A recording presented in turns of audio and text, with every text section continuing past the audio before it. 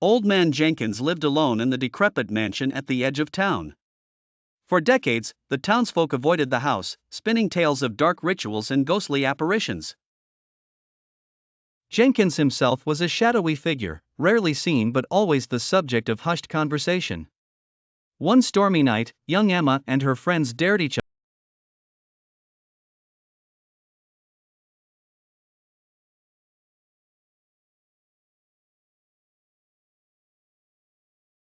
Tattered curtains fluttered in the draft, and every step they took echoed ominously through the empty halls. As the group ventured further, the temperature seemed to drop, and their breath became visible in the eerie gloom. They reached the grand staircase, its once majestic banister now covered in cobwebs. A distant chime rang out, as if an unseen clock were marking the hour. Nervous giggles gave way to uneasy silence. Suddenly, a low whispering began, seemingly coming from the walls themselves. The incomprehensible murmurs grew louder, surrounding the group. Panicked, they shone their flashlights wildly, but saw nothing but dust and shadows. Emma's heart pounded as she felt an icy hand brush against her arm. She turned, but saw no one. The whispers grew into a cacophony, filling their ears with dissonant voices.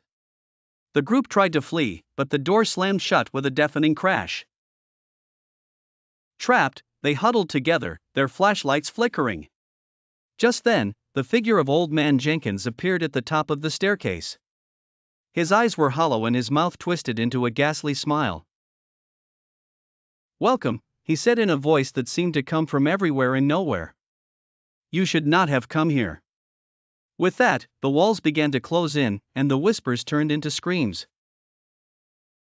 The children's terrified cries were swallowed by the darkness as the mansion consumed them whole.